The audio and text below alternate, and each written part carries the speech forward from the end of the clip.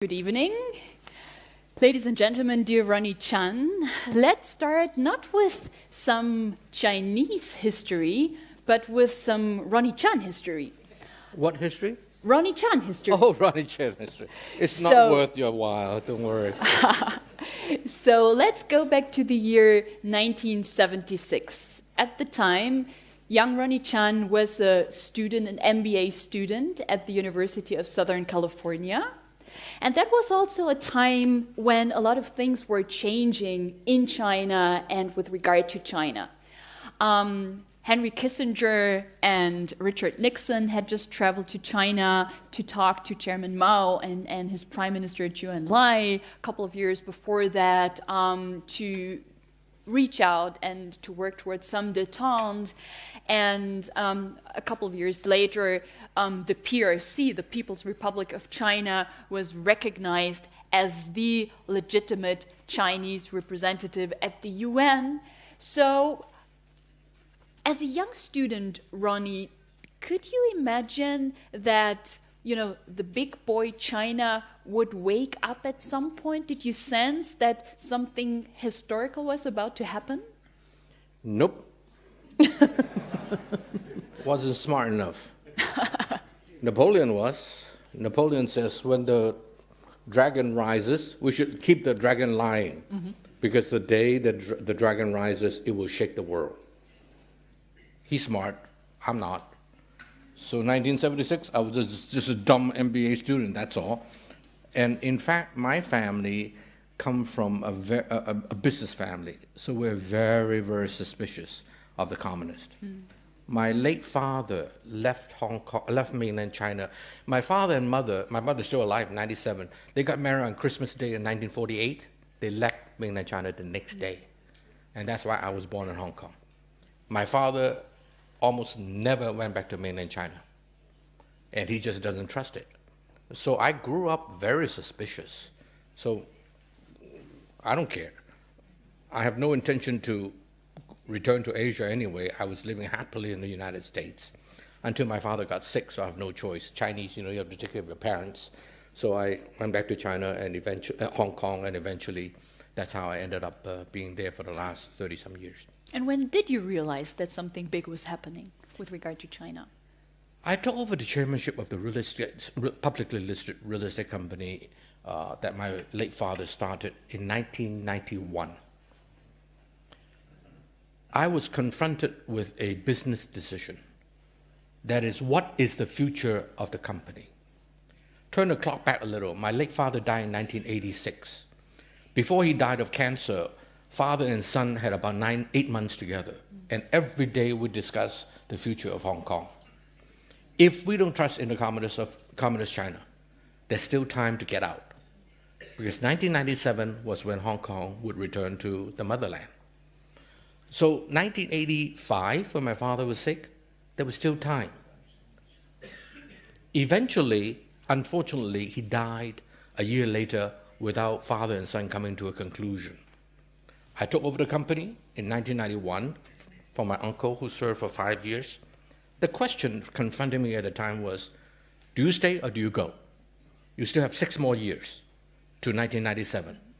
If you want to leave, there's still time. And I begin to realize that there is something going on in the mainland of China. I don't know what it is. So I decided to spend 18 months traveling in the mainland of China. I dress as casual as I can and went all over China. Because my family history, I speak Mandarin quite well, much better than the average Hong Kong. And so I thought nobody would know that, I'm from the outside. Everybody knew I was from the outside because of the glasses. In those days, every communist Chinese have the same, plastic glasses. Anyway, eventually I decided that there is something real to this economic opening. And mind you, the economic opening started in December 1978. And this is already 1992 when I began to go, 1991. So it is, 14 years later? And so I decided that, maybe I should go talk to the leaders. I've never talked to the leaders. But then I figured if I were to talk to them, they were going to tell me big fish coming from Hong Kong, a lot of money. So nobody would tell me the truth. They just want my money.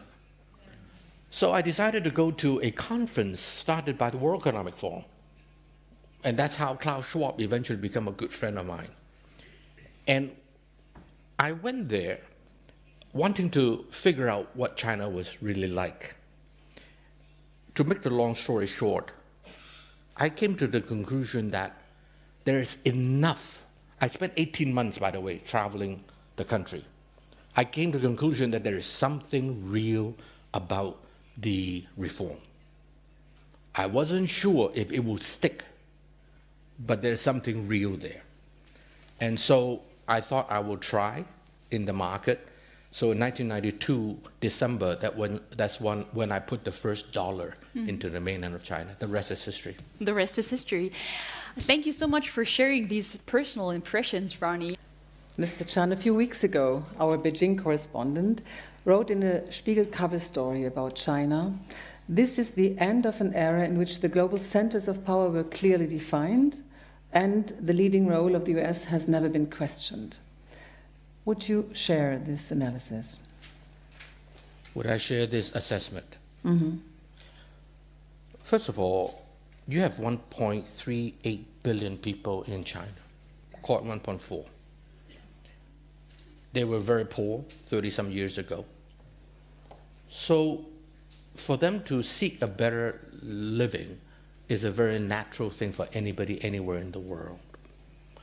And after 40 years of pretty bad history, 50s, 60s, 70s, 80s, they finally figure out and decide to change their ways with the help of Deng Xiaoping. And so the rise of China is an inevitability. As Henry Kissinger says, for 3,000 years, China was at the height of human civilization. When Europeans, not my word, Henry's, when Europeans were still living in caves, China was already at the height of civilization, and that's true. Now, the last 200 years, China was really down and out. So much so that Hong Kong was taken by Britain from 10,000 miles away. And so for China today to rise is an inevitability back to the trend line of history of 3,000 years. Could 200 years of bad history reverse 3,000 years of glorious history? Probably not. But what he was talking about was not just economic growth. We have been used to economic growth in incredible figures in China for decades now. What he's talking about is that in addition to this amazing economic growth, there is now a new political ambition which became visible for just some time ago. So I think when he was speaking about the end of an era, this was more in a political or geopolitical aspect, he meant it. The reality of human history is that you can never totally divorce economics from politics. Economics will always bring political power.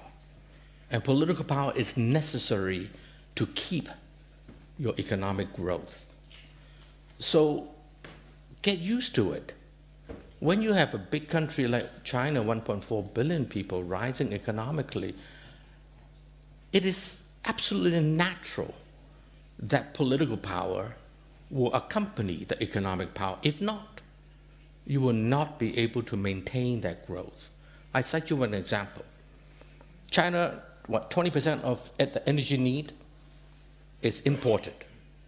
Right now, not quite that much, but very soon it'll be 20%. So how many of you have watched a movie called Captain Phillips? Tom Hanks? You know that movie? Good. Young people have watched it. So imagine a Chinese ship, a tanker, coming out of the Gulf of Hormuz, met some Somalia bandits. They couldn't tell the difference between Captain Phillips and Captain Chan. And they go after the Captain Chan ship. What are you going to do? How do you protect your energy security? Would you call the 7th Fleet of the United States and say, please help? Don't forget, 1996, 2 aircraft carriers from the United States, 7th Fleet Navy, parked outside of Taiwan, and there's nothing. Clinton sent them there. There's nothing China could do in 1996. That woke up the Chinese and say, wow, there's just 2 battles, 2 aircraft carriers from America. And America has 14 of them, by the way. 2 of them. The whole of China can do nothing. And so would they call the 7th Fleet if they mistake you for Captain Phillips? So no choice but to have a navy in order to protect your security of energy, right?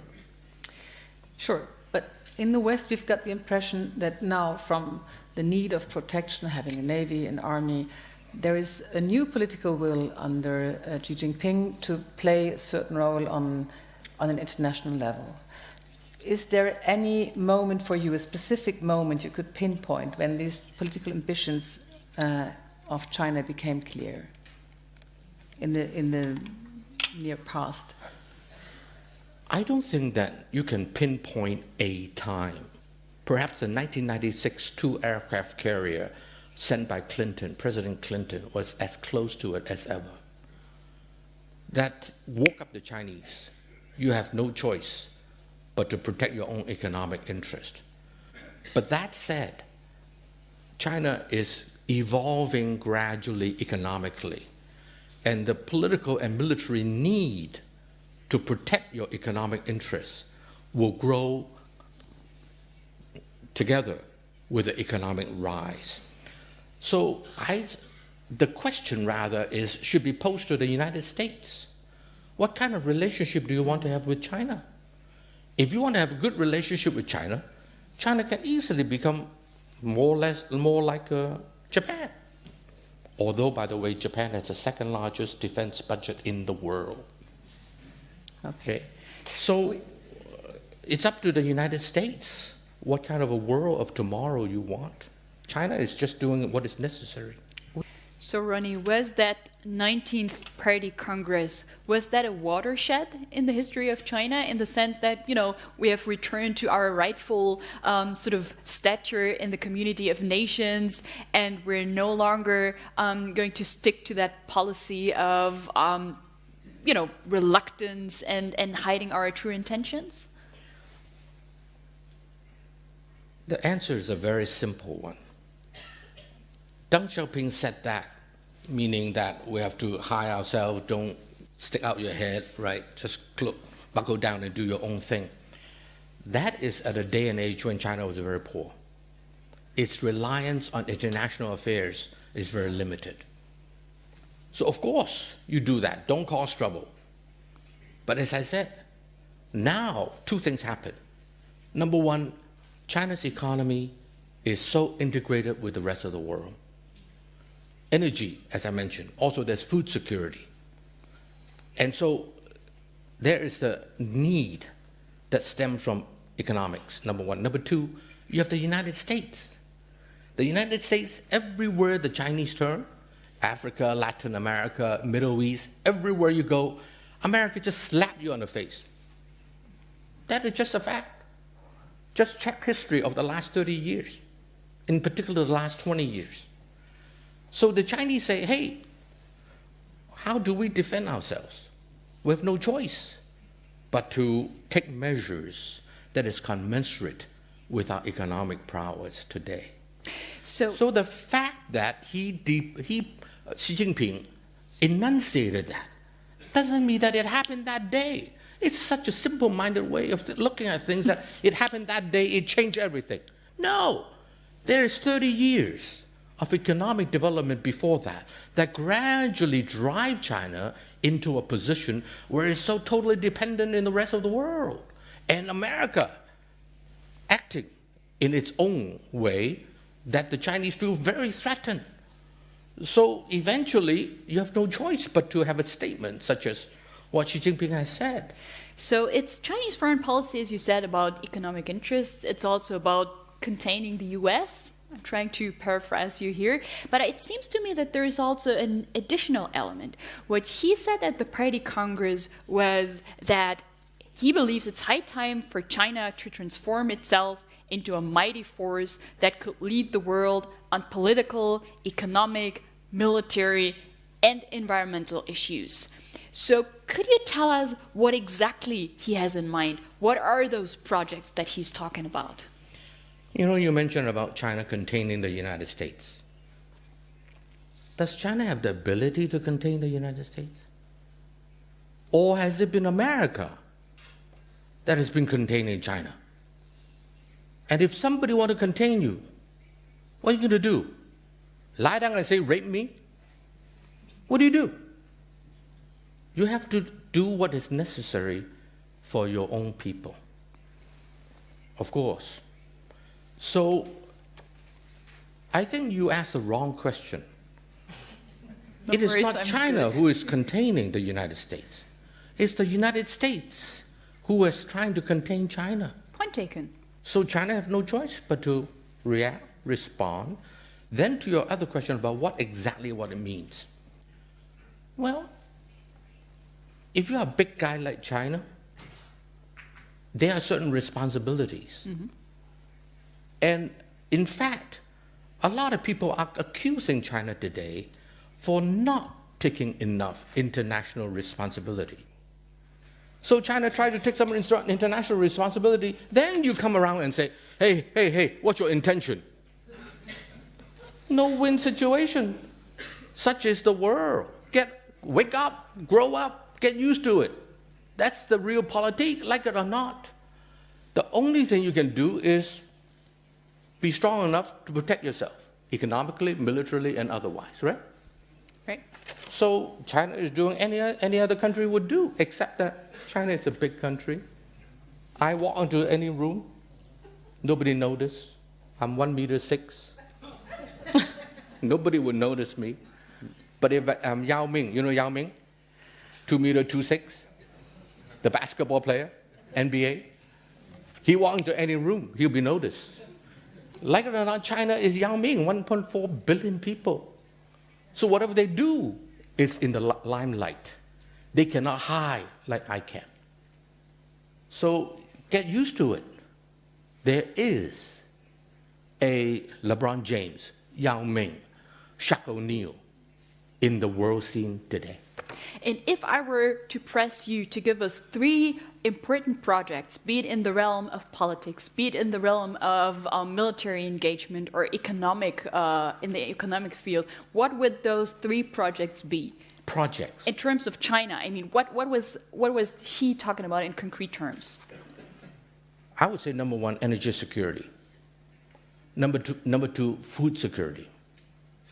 Number 3, be a respected member of the international community. That would be my 3. Any problem with that?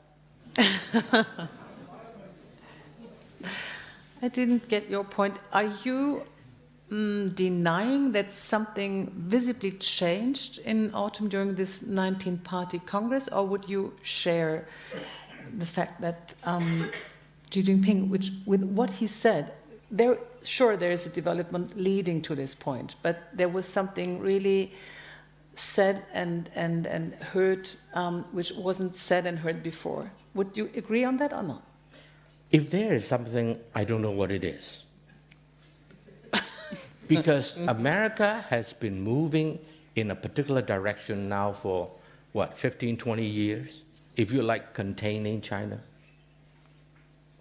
So I suppose you can cross a threshold and get to the next phase.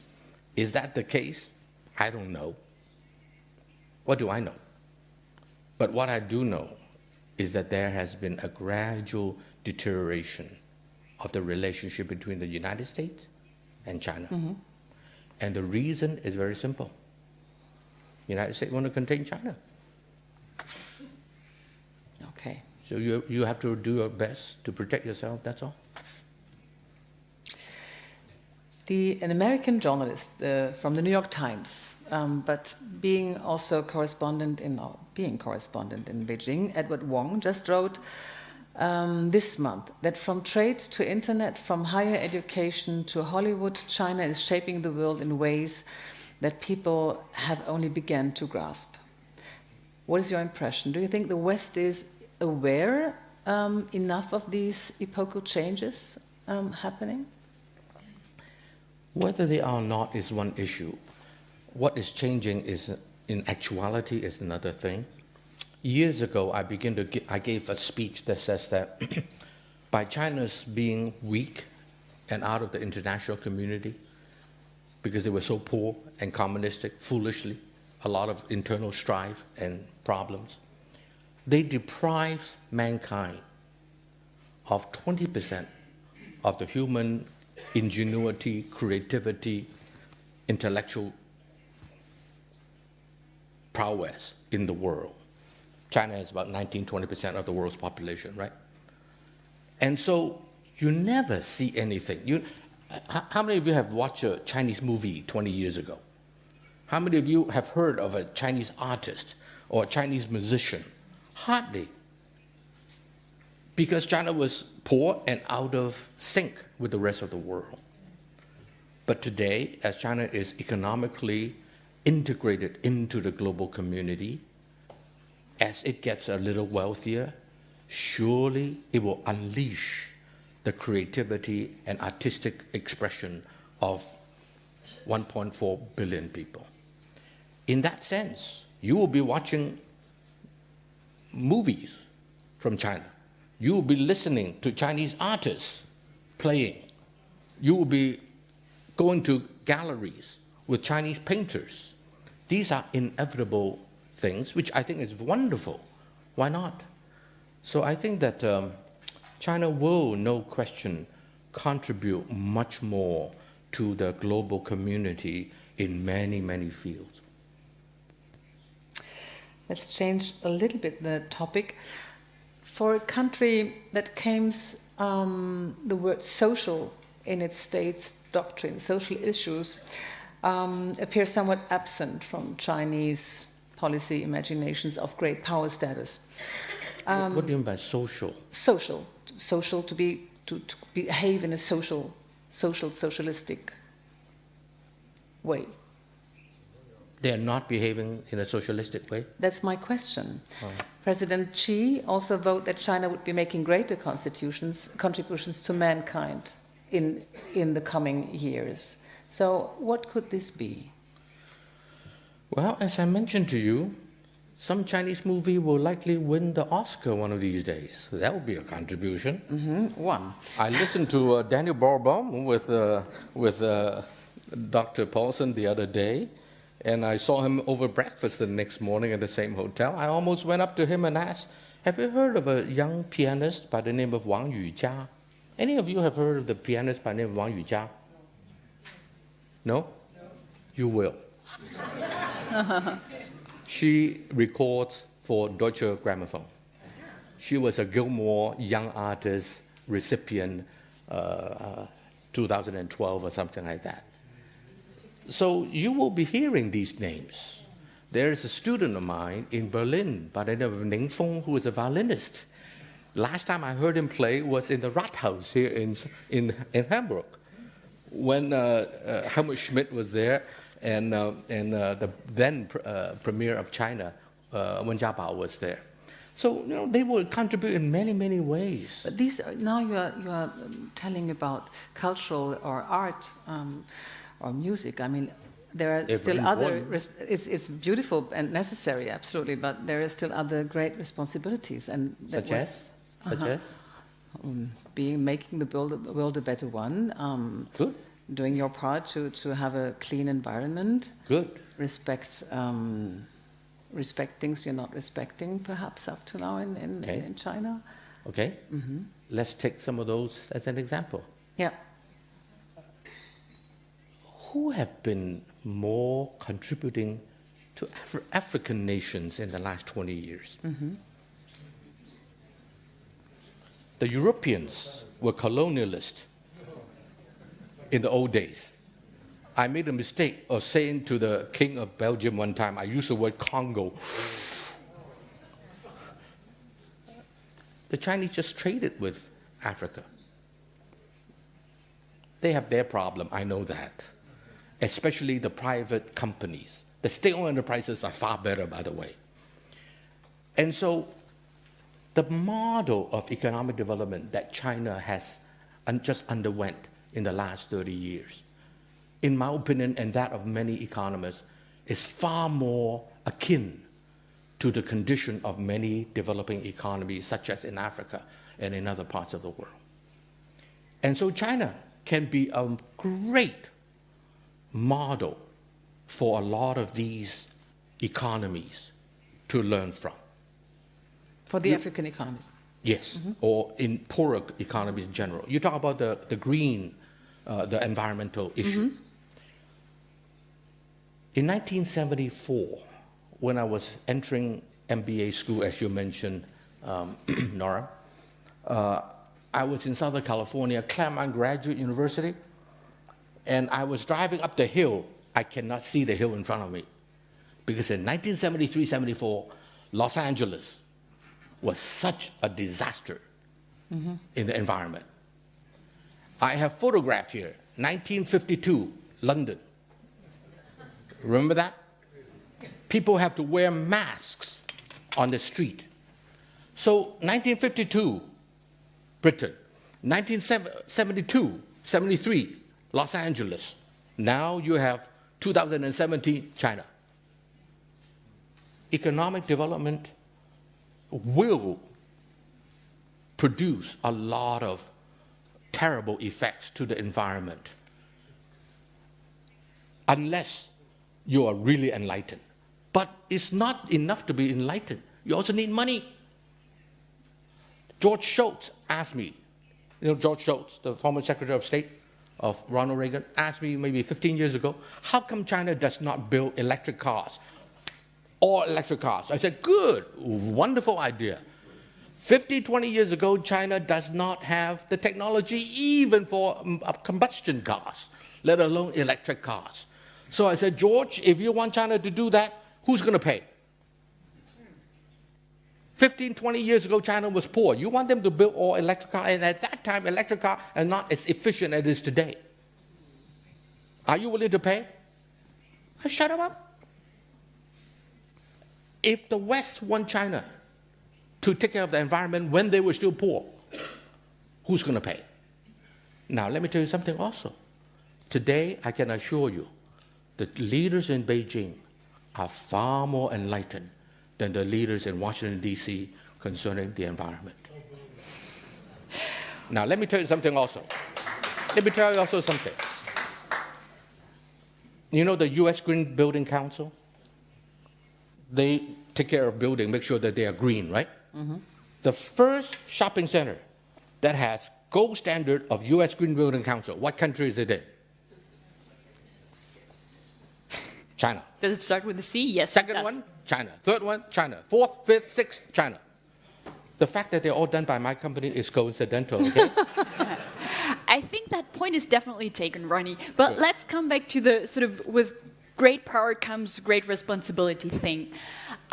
You talked a lot about the environment and what China does to protect it. A different issue that comes to mind is migration, which is a global concern.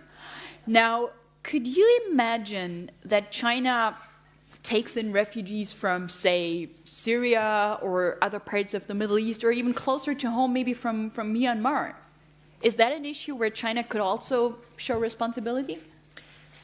First of all, I'm not sure if anybody has asked. Why don't you try? So if they did, what would be China's response? I don't know. But I do know history. 1,000 years ago, there were tens of thousands of Jews, at that time refugees. Where did they end up? Nobody took them. China did. 500 years ago, there were 300,000 Arabs in southern China. What did China do to them? Welcome them. In fact, sorry to mention this, but in Second World War, when the Jews were persecuted in this country, the Brits did not take them. They traveled all the way to Hong Kong. They met a British colony, don't accept them. They went to Shanghai, China took them. the first place that somebody will take the Jewish refugee was China. So that's an historical example, and that's much appreciated. But all I let's know. talk about the present. What? That's why I suggest you ask them if they would take them. Because China is very big. China is the most populated country in the world. Will they accept? I don't know. I know what your country would do. I don't know what China would do. What would you advise China to do? Depends on the situation. Hypothetical questions are not as meaningful. Still. I don't know. I really don't know the answer. So all I can do is tell you what history has been.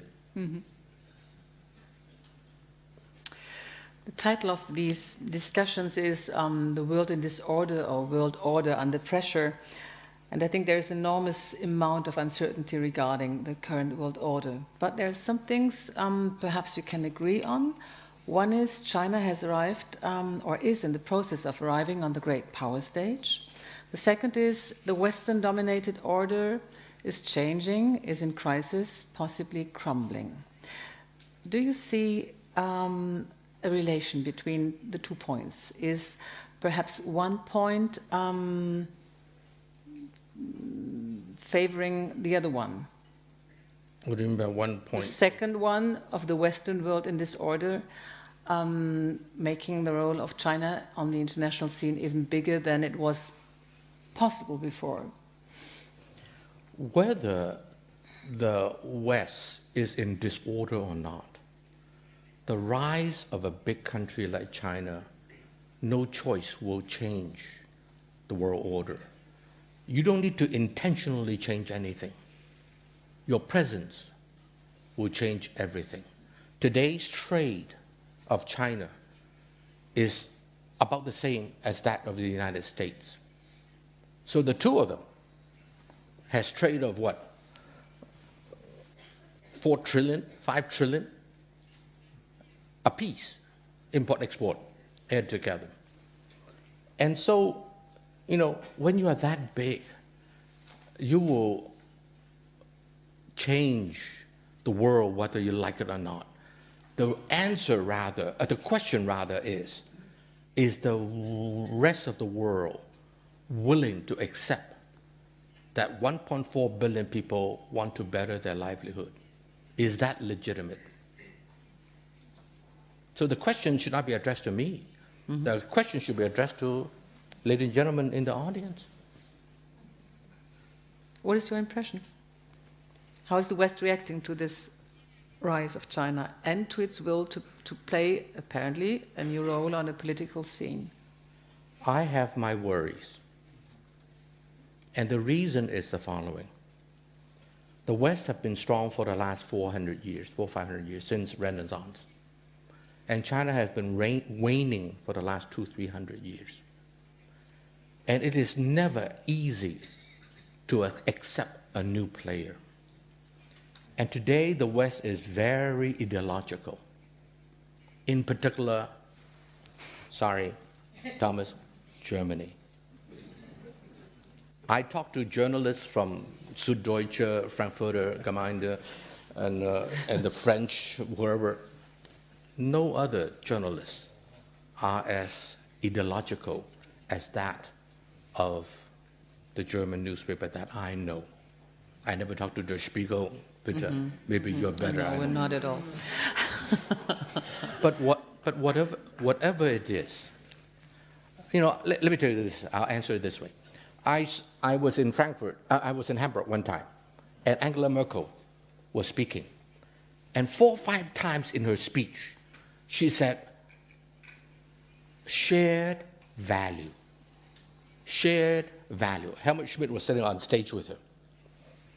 I was sitting on the first few rows. I raised my hand to ask a question when it's Q&A time. Of course, they would not pick a Chinaman. So I was not picked. But let me tell you what my question was. And I told Helmut Schmidt later. I said, my question was, Chancellor Merkel, you keep using the word shared value. I live in China. Am I supposed to share your value? By saying so, now no one is suggesting that you should give up your value. By all means, keep your good value. But by saying so, you draw a line on the sand. I am on this side, you may be on the other side. If you don't share my value, you are not one of my own. Keep your value, but why say it? By saying it, you are dividing the world. Good Later on, I think we will speak about the Chinese policy to impose values or to have a free discussion in Europe. We never impose it outside of our border. Yeah, You I do. don't know. You do. Yes. The West do. Mm-hmm. Can you learn not to impose your value on other countries? Mm-hmm. But perhaps there are values to share. Ronnie, talking about values, imposing values, let's look at the role that the US is currently playing, a country that you said is among the most self-righteous countries in world history. At the same time, what we see in Washington right now is a pullback from Washington's international responsibility as the leader of the free world. You spend a lot of time in the US yourself. You're engaged in a lot of think tank activities in the US. What is your sense? Where does Washington stand these days? And also, how is that stature perceived in Beijing, for that matter? First of all, let's not blame Donald Trump for everything. He should be blamed for many things, but not everything. Isolationism in America did not start with Donald Trump.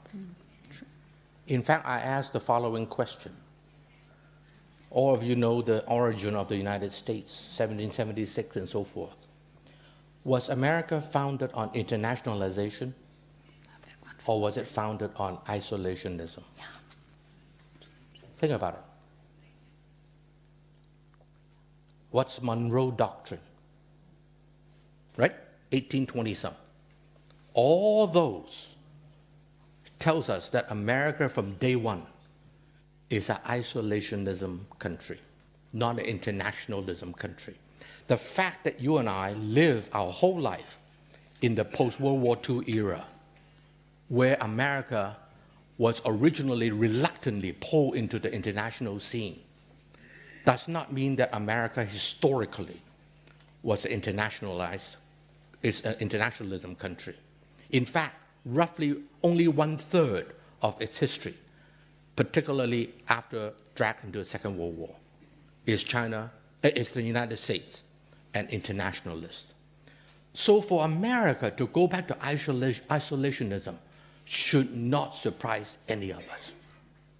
And no other country that I can think of can survive as an isolated country. The United States is the only one. Somebody said, oh, maybe Russia can. I said, no, Russia cannot. Russia may not need to import anything, but it needs to export gas, natural gas. So even Russia cannot be totally isolationist and survive.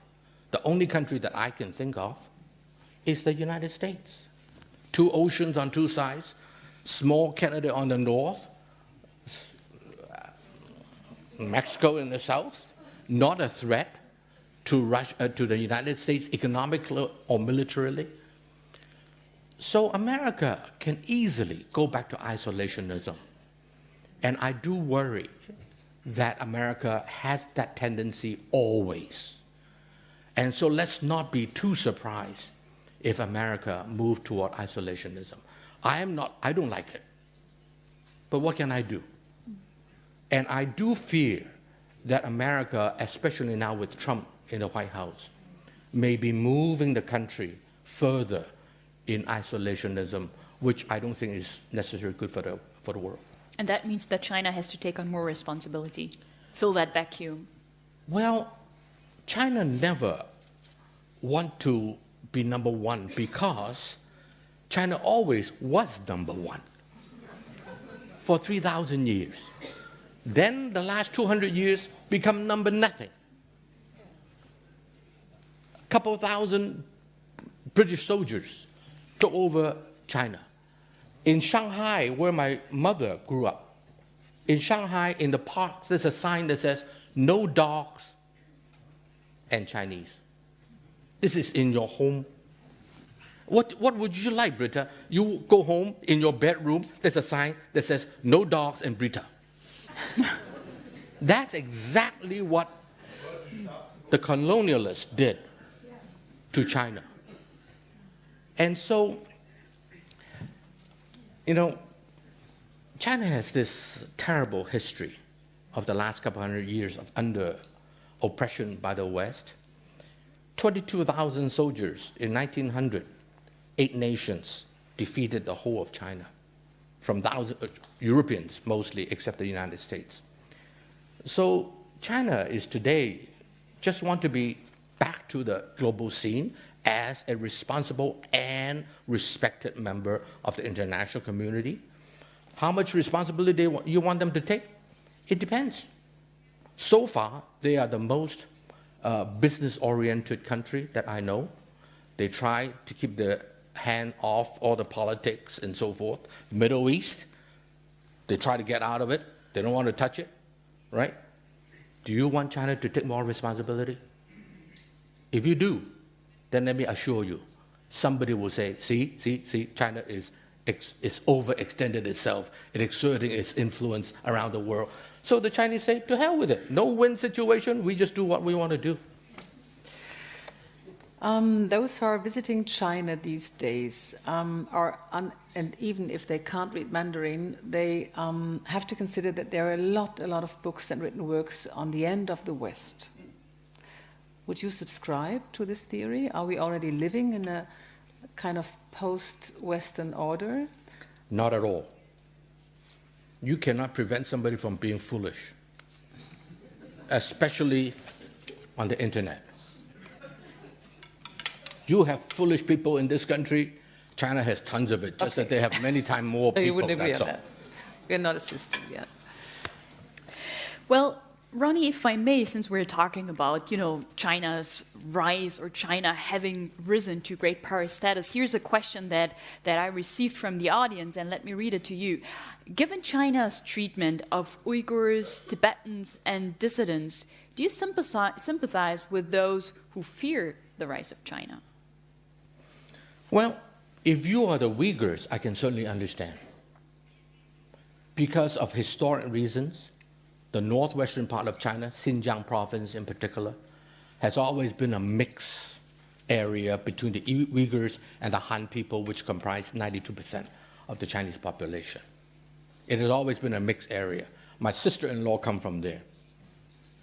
And so, but mind you about something, and that is Xinjiang province, together with Tibet, has always been contested by the Russians, the British, the French, even the Americans, and certainly the Germans as well. The great game of the 19th century. Why is that the case? Well, everybody is after something, either defensively or offensively. There's a lot of natural resources in that part of the world. Most of the big rivers in India start from Tibet.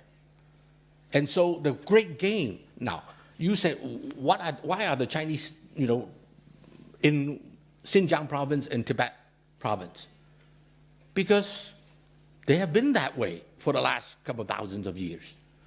Rather, my question is, why were the Germans there in the 19th century? Why were the French, the British, the Americans, the Russians, why are they there?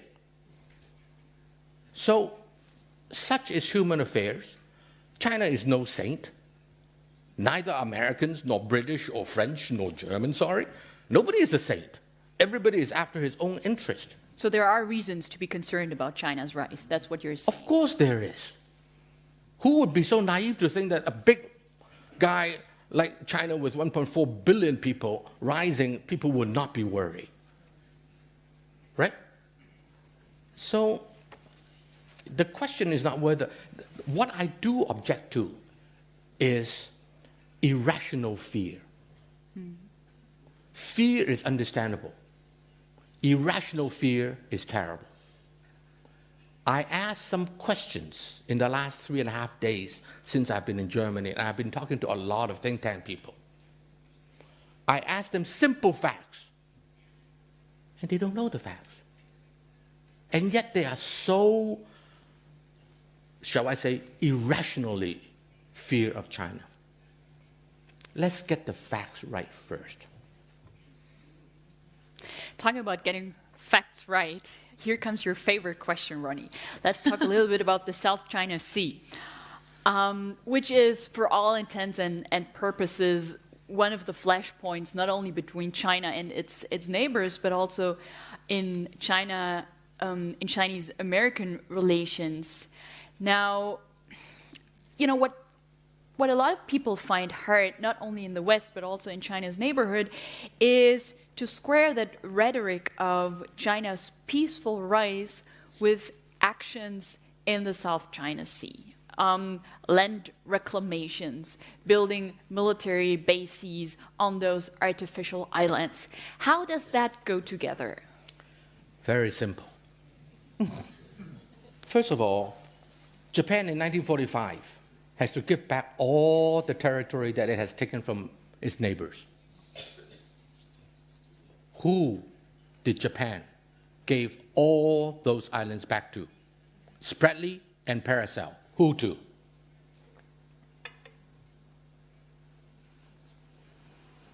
China. And that is the Chinese version of history. No, that's not the Chinese version. That's historic facts. The United States 7th Fleet accompanied the Chinese, whatever navy that they had at the time. It is, you want the name of the captain of the British, of the American ships that sailed in to protect the Chinese Navy? I can find it for you. It's historic fact. If you have a problem with facts, then end of discussion. The fact, I go to America a lot. In America, you talk to anybody who is in the know in Washington, D.C., they would know that those islands were all given back to China, escorted by the 7th Fleet Navy of the United States. Why? In the 50s, they negotiated with the North Korean. At that time, they were buddy-buddy, good friends. They gave some of the islands to the Vietnamese. The rest of it lie there for 70 years. Why did China not do anything for 60 years until now? Why? There's an island north of Taiwan. Only, I don't know how far it is, I forgot. Very close. It has been disputed. It's called the Diaoyu Island, or the Japanese call it the Senkaku Island. The Chinese call them the Diaoyu Island. In the Cairo Declaration, at the end of the Second World War, that island, together with the whole of the Ryukyu, were given back to China. Chiang Kai-shek, the leader of China at the time, were busy fighting Mao Zedong, the communist. So he said to the American, let's co-administer it. Then he lost a war to Mao Zedong. Do you think that America will give it to communist China? So America took it. In 1972, if I get my dates right, gave all that to Japan. China contested, so they agreed to disagree. Diaoyu Island, let's leave it to the next generation, according to Deng Xiaoping. Let's leave it to the next generation to resolve it. For now, we'll agree to disagree. About 4 years ago, Japan announced unilaterally that they bought it from the owner of the island, the occupier of the island, whatever it is. They nationalized it. What did America say? Nothing. In fact, after the Japanese unilaterally took it, the Japanese foreign minister, the Australian foreign minister, and John Kerry at that time, the Secretary of State in the United States, the three of them had a press conference that says, we oppose any change to the status quo. What status quo? Before or after the Japanese unilaterally nationalize it? Of course it's after, because the press conference was held afterwards. So the United States cannot say that this thing belonged to Japan because they know what it says in Cairo Declaration. And don't say that it's not fact. Just go back to Cairo Declaration and read it. And so, Japan unilaterally took that island. So China did not dispute it, or they disputed it, but there's nothing they can do. Have you ever come across your mind that if you pick on a big guy, you pick on a guy like me, there's not much consequences. I'm a small guy. If I'm a big guy like that young man did, there's consequences. And China is a big guy. You take that island from China unilaterally, and America said nothing about it. So the Chinese said, okay, you do this, I do that. You react one way, you act one way, I react another way. And Ronnie, just because China is such a big guy, wouldn't it be a responsible behavior for a country, a global country such as China is, to build trust rather than to sort of pour even more gasoline into the fire in a region which is, even without these tensions, already quite tense? Pardon my language. You expect a big guy to lie down and say, rape me? I would expect a big guy to try and build confidence. Why do they need to build confidence? Just because you blackmail them and take their bedroom or steal whatever from them, and they say, oh, I build trust. You can take anything you want from me. Come to my house, take whatever you want. I am here to build trust. Which country would do that?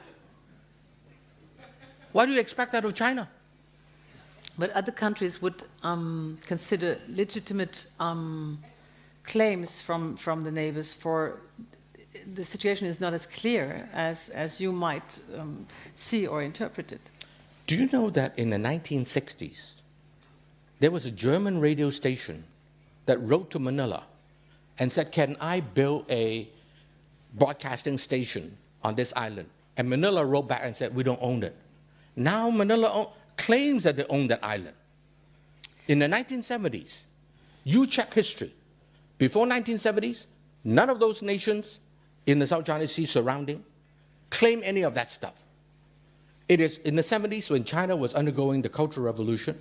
China was weak, China was in trouble. The pack of hyenas all come up, and there was oil discovered. There's a lot of natural resources, fishery and so forth. Mm-hmm.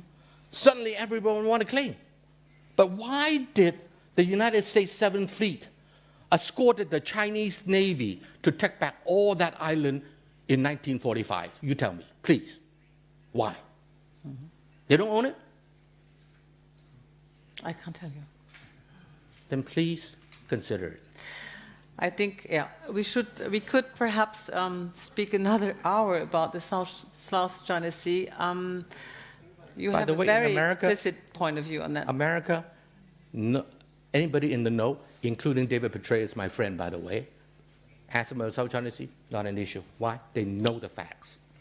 Unlike what I saw here in Germany in the last 3 days. I'm sorry. Mm-hmm. We will observe the future of the South China Sea. There is a very big initiative, a project China is shaping, and it's changing our current order already, the One Belt, One Road initiative, $900 billion.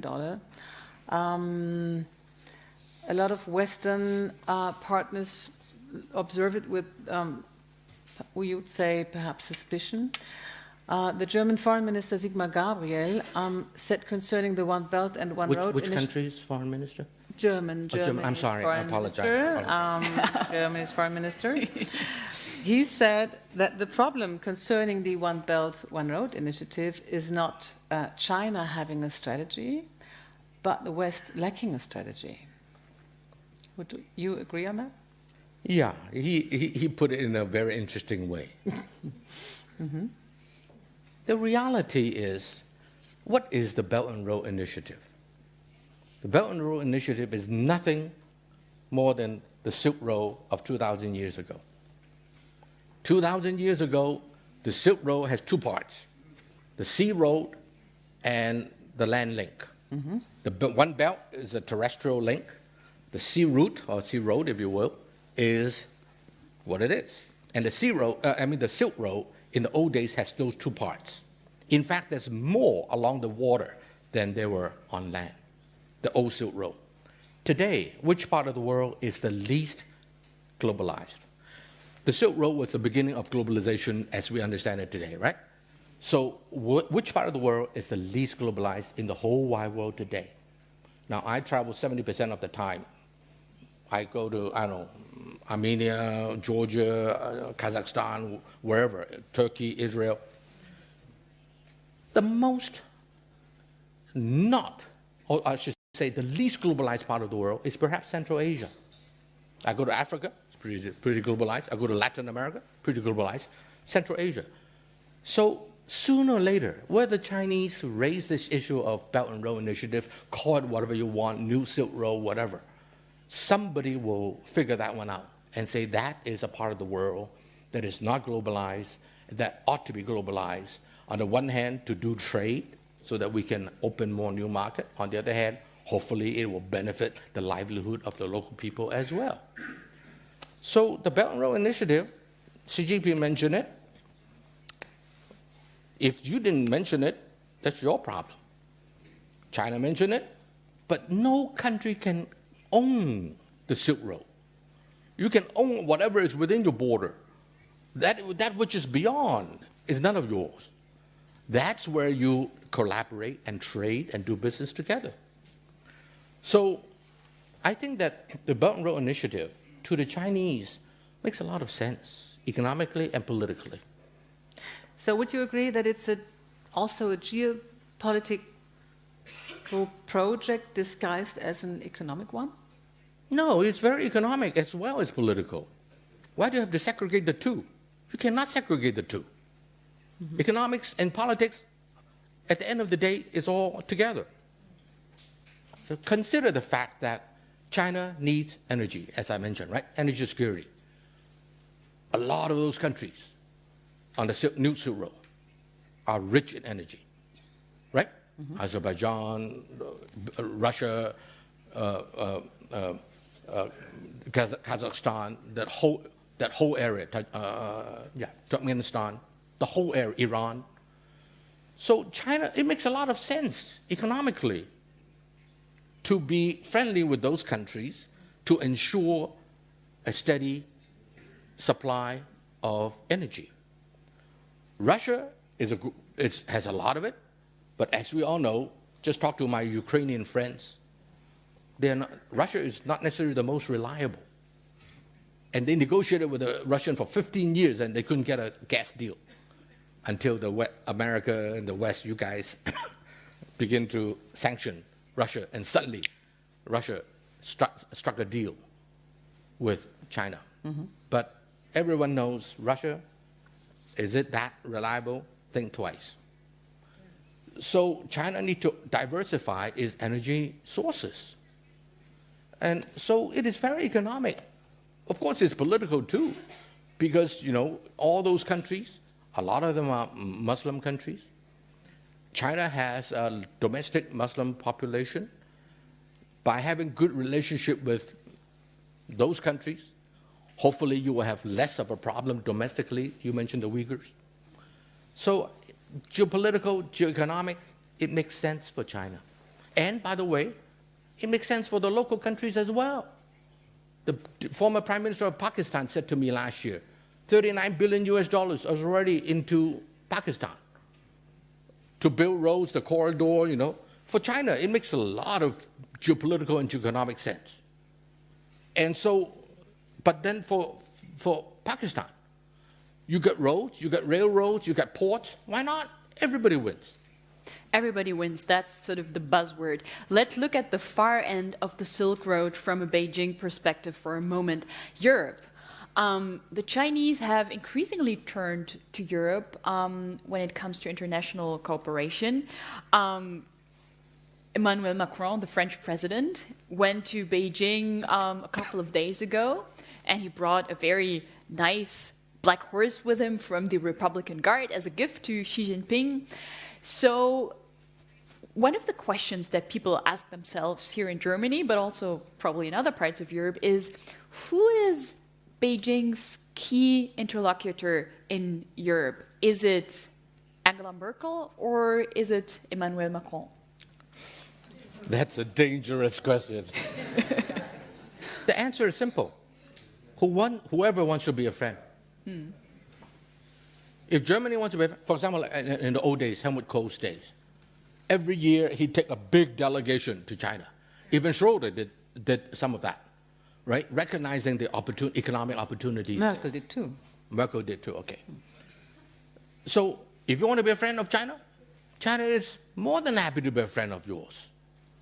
They need a lot of things. They need your technology, your precision tools. There are many things that you have that they want or need.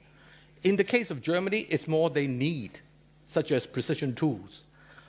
What France has is what they want, such as red wine. Louis Vuitton handbags. Right? Handbags, whatever, right? Yeah. So whoever wants to be friends with the Chinese will be friends with you. So you don't see any change within the political framework inside Europe? It's up to you.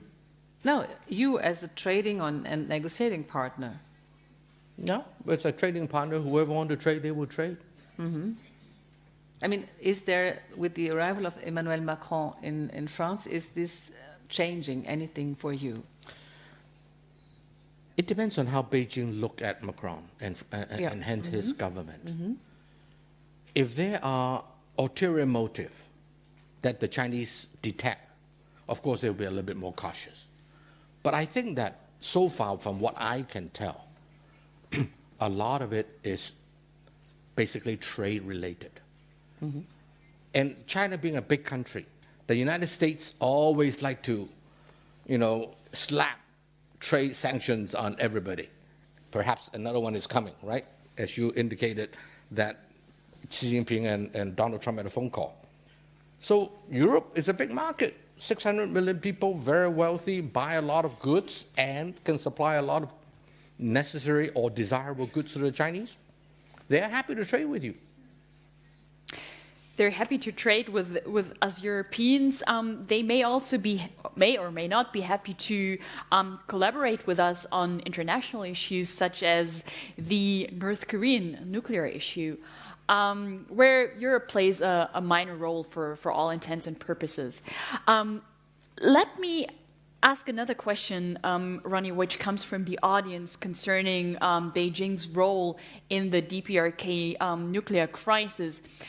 Which concrete steps do you think can Beijing take to escalate tensions with North Korea? Escalate tensions. To de-escalate. Or de-escalate. No, God forbid. Please escalate. First of all, let me tell you what I think China look at the whole situation. In the last 40 years, America refused to talk to DPRK. America is just too proud. During the Carter days, they had a diplomatic solution possible. Carter, last minute, canceled it. Under Clinton, same thing. Under George W., same thing. Every time there is a diplomatic solution, and Americans will be the first to admit that, America, last minute, all mess it up. Each time they miss a diplomatic solution, you ratchet the game in the wrong direction. Nobody in the neighborhood, I don't know about Russia, but nobody else, Japan, Korea, China, United States, none of them, Canada, none of them want a nuclear North Korea. The wind blows the wrong way, the Chinese is hurt. Nobody wants it. So every time the Americans miss a diplomatic solution, that the Kim family and the North Korean begin to do more in the wrong direction for the nuclear weapons. So now, suddenly you have a situation where North Korea is basically a nuclear state, like it or not. And one of the top leaders in America had admitted to me in my office that you may as well treat them as a nuclear state. The only thing is he would not say that when he testified in the US Congress, okay? But he's right. And how can you blame that young kid? If Gaddafi has nuclear weapon, he may still be alive today. So that young man, he's not stupid. So far he has played his cards very well. And endangers world peace in a very significant way. Right. You better believe it. And so America got it wrong each time. And then finally they are confronting with a nuclear state in North Korea. So they have to find somebody to blame. Who to blame? China. Easy target. Every sin in the world is because of China. And so, North Korea, blame it on China. What can China do? Mind you something. China's end game for North Korea is exactly the opposite of what America wants. America doesn't care if tomorrow North Korea disappeared. China would not want it because China doesn't want a US army at the Yalu River between North Korea and China. So it's a buffer. Right, they want a buffer. So they want to keep the country there. America doesn't care. Get rid of them. So much better. And America is very good at it. Regime change is a specialty of the United States. And only the United States have the power to do that. At last count that I have come up with from public sources, 50 times perhaps in Second World War, public information. So China say, put yourself in the Chinese position. You guys messed it up in the Carter administration, in the Clinton administration, in the Bush II administration. And now you have to find somebody to blame, and so you blame me. Why should I listen to you? And by the way, we have a different end game. And so they say, hey, my American friends in Washington, D.C. said, why don't they just turn off the tap for the gasoline? So you want to freeze 5 million North Koreans to death? The Chinese say, hey, these are my friends. I want them around. Why do I want to freeze them? And the China, whatever you say about the communist China, they remember their friends. And the Kim dynasty have been their friends for the last 60, 70 years. And a bit of an unruly friend, wouldn't you say? Maybe so. America has a lot of unruly friends as well. That's true. Is America a saint? Anybody a saint here, ladies and gentlemen? Now, mind you also, if China does not supply energy, how do you assure that Russia does not supply energy? Do you know who is the most important ambassador in Pyongyang? Anybody know? The Russian, exactly. So America is just looking for a scapegoat for all the diplomatic mistakes that it has made in the last 40 years. And so now blame it on China. But Ronnie, wouldn't you say that the DPRK issue could also be an opportunity for Beijing to be taken to, gain some international profile as a country that helps to Why do they need to resolve, gain international profile? Well, I think they could prove that they're able to take the lead on resolving a very serious international crisis in a constructive way. I think that would be a good thing to do. When you're dealing with America, who mess it up again and again and again and again, you're telling China to say, all are forgiven. All the diplomatic mistakes that America made in North Korea are forgiven. We want to be nice to everybody, a big smile. Is that what you want China to be? And mind you, China, as I said, have a very different end game as the United States. So China is big enough to say, I do what I think is proper and right. Let history judge. In his book on China, Henry Kissinger, who you know very well, warns that one of the biggest dangers to peace in the 21st century will be the clash between Chinese and American exceptionalism. Are Washington and Beijing doing enough to avoid an escalation? First of all, I'm pretty sanguine about the US-China relations. I don't think it's that dangerous, for simple reasons. America has been doing foolish things vis-a-vis China, in my opinion, in the last 20 years. But you need two parties to get a divorce. China doesn't want to have a divorce. China is a beneficiary of the post-World War II global system, including the trading system. America shoulder all the problems in the world. Wonderful. China will be very happy to hide behind the United States. And so, I remember that time I was with Merkel and Henry Kissinger here in Germany.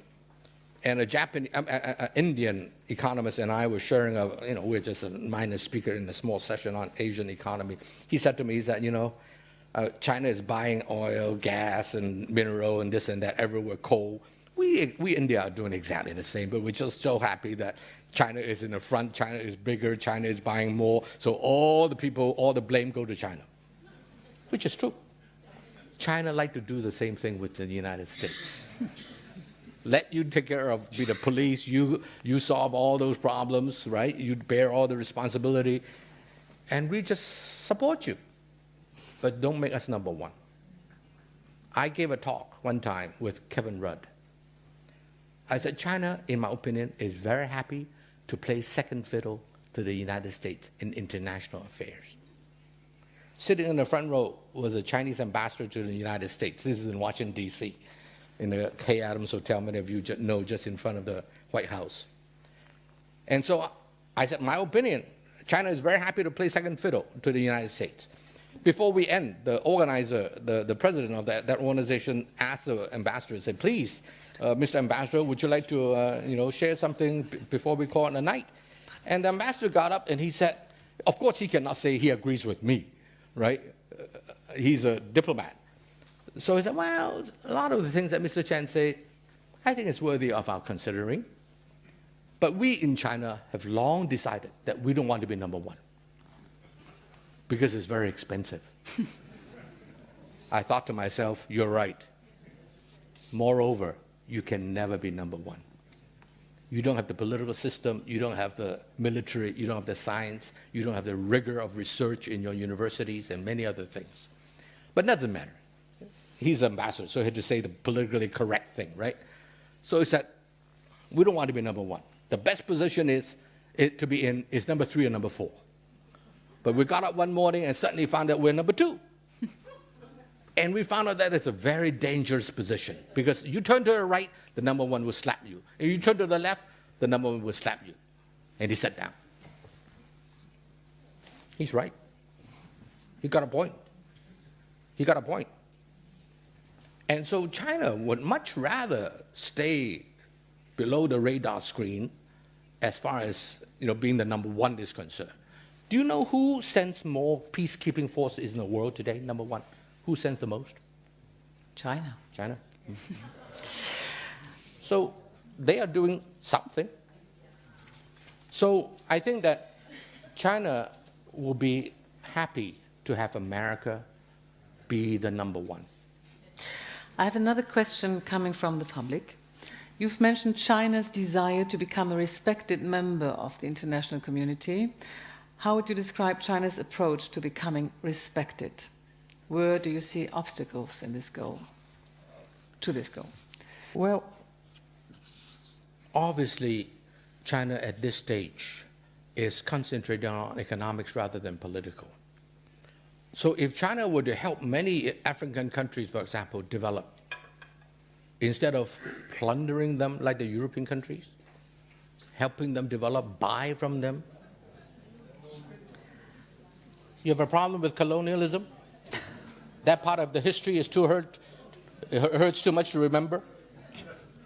Germany is not the worst. You just have a little bit of issue. A lot of other people have a lot more issue than you do in Africa and in Asia. And so China is just trading with them. And in the process, they are helping them with a model that perhaps will work to economically develop their own country. You help enough of them, you'll be respected by somebody. This is the example you already mentioned some minutes ago, is Africa. Is there anything else to become a respectful member? Besides Africa. How about Latin America?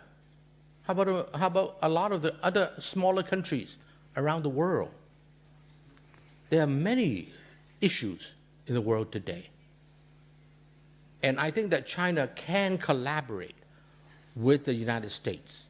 You know, when people start talking about G2, I told my friends, I said, China would never accept G2. They don't like that conception at all. But like it or not, the reality is, today, no serious problem in the world can be resolved without the United States and China agreeing on it. Be it money laundering, be it nuclear proliferation, be it environment, sustainability issues, right? So like it or not, we are entering into a world where the United States and China are the two major players. To be politically correct, let me add in EU and India and Japan and a few others. But to be brutally frank, those two countries have to work together. And so the question is, would the United States want China to be a friend or a foe? You want it to be a foe, you have a foe. You want it to have a friend, you have a friend. So far, I think America is moving in the wrong direction. Mm-hmm.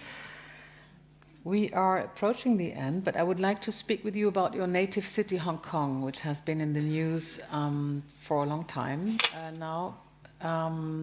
Why is China undermining the one country, two systems principle in Hong Kong? Why is it arresting leaders of students' protest movement? Why is there no freedom of speech as there used to be?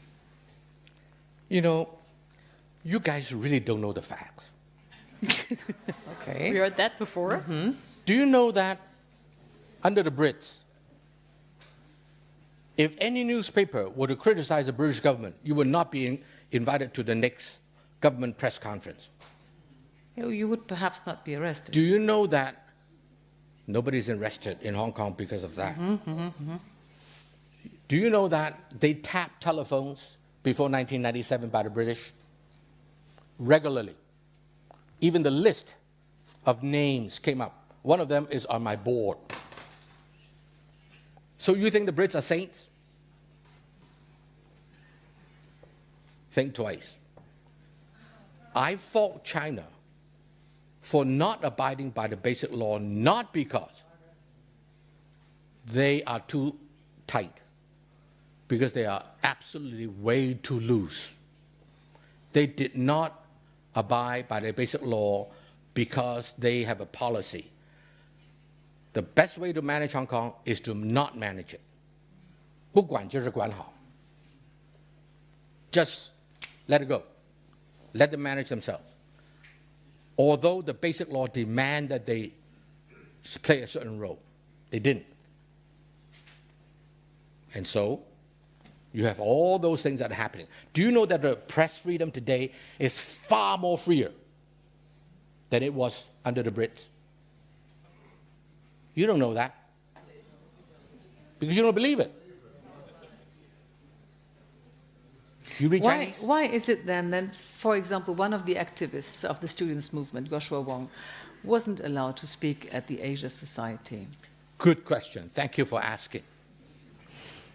Asia Society, of which I'm the global chair until November 1st last year, we never invited anybody to talk about domestic politics. We're a political organization. We never invited any pro-government legislator to speak. So why should we invite any anti-government legislator to speak? I don't want to be accused of being one-sided. Mm-hmm. We never invited anybody pro or against the Hong Kong government. So why do you force me, or the general public force me, to accept only those who are anti-Hong Kong government or anti-Beijing? But do you understand these young students and their protests, and do you have any sympathy with them? for demanding a more open and free society. And let me tell you what happened. What do you think will happen if, when the mainland Chinese soccer team play the Hong Kong soccer team and the national anthem is played and the flag of China is hoisted? You have 50 college students turning their back from the flag and showing the middle finger. Is that what you mean by freedom? Is that what you mean by freedom? you know what I mean by freedom. That's the group of young people.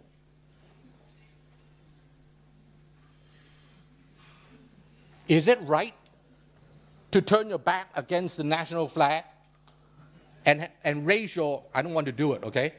Not this finger, but another one. When the national anthem is being played? There are other things in the United States where football players are also doing things when the national anthem is played, and this is possible. I mean, you have, if you America is not the standard. Yes. China doesn't have to go by the American standard. Mm-hmm. But perhaps if Why do you want the Chinese to go according to the American standard? Mm-hmm. They can burn flags. Mm-hmm. Some countries you cannot burn flags. Mm-hmm. What makes you think that America allowing people to burn the national flag is the only way to go? Okay. I think let's have a full stop here and ask one final question, Ronnie. You told us about your track record, your very good track record of predicting who is the new generation in the Chinese leadership earlier on. A lot of people can do that. I'm not the only one. But you can. So the question I would like to ask you is, the current Chinese president and Secretary General of the Communist Party in China, Xi Jinping, has acquired an enormous amount of power. Do you think that he's gonna relinquish that power in 2022? I don't know. Will Angela Merkel run again? Probably not. She was just Okay. re-elected. Just re-elected. How many terms can Angela Merkel serve? As many terms as she can win, right? So why are you asking that question? It's of interest because he's an important guy. Right. So what if he serves another 10 years? He'll be matching or coming close to Angela Merkel, huh?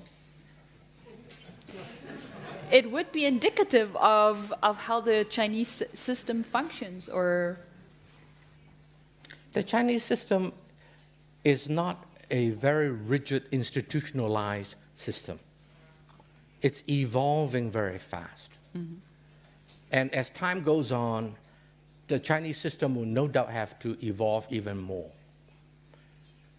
So whether he serves another 5 years, whether he serves another 10 years, I don't know. What do I know? And frankly, I'm not that concerned. People say, he has a lot of power. I said, only people who don't know about China think he has a lot of power. Is the chief executive of Hong Kong right now his choice? I don't know. I suspect not. He has to compromise as well. Moreover, how do you deal with corruption, which is rife in China in the last 30 years? How do you deal with corruption in a system which for 3,000 years was not a rule-based, law-based society, rather it's an ethics-based society? How do you do it? How can you deal with corruption in China without a strong leader? So conceptually, my American friend, my Western friends have a problem with a guy being powerful. From a very pragmatic perspective, I say without the power, he can never deal with corruption. And I mean, look at this guy. He arrested 2 out of the 3 vice chairmen of the Central Military Commission, with himself being the chair. Now, this guy got gall. if he doesn't have enough power, he could never do that. I know what you're thinking. Absolute power, corrupt, absolutely. I know that. But damn if you do, damn if you don't. So what are you going to do? Allow the corruption to continue on and on and on and on? They know that will be detrimental to the party. So for themselves and for the country and for the people, for everybody, they better do something about it. And so I said the last 5 years, the one whose life is the most wanted, a price to your head, is probably his head. Because he has he has scared so many corrupt government officials. So I say, I'm a pragmatic guy, I'm a businessman. You do what is necessary to move the society in a way that will give the biggest number of people the better livelihood. What a wonderful to end to note.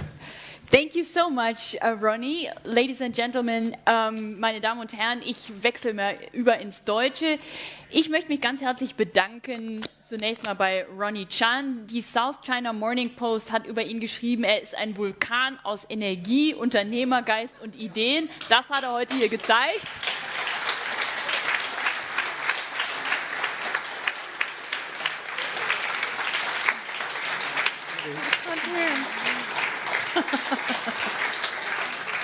Ich möchte mich wie immer ganz herzlich bei Ihnen bedanken fürs Zuhören, fürs Mitmachen, für Ihre guten Fragen.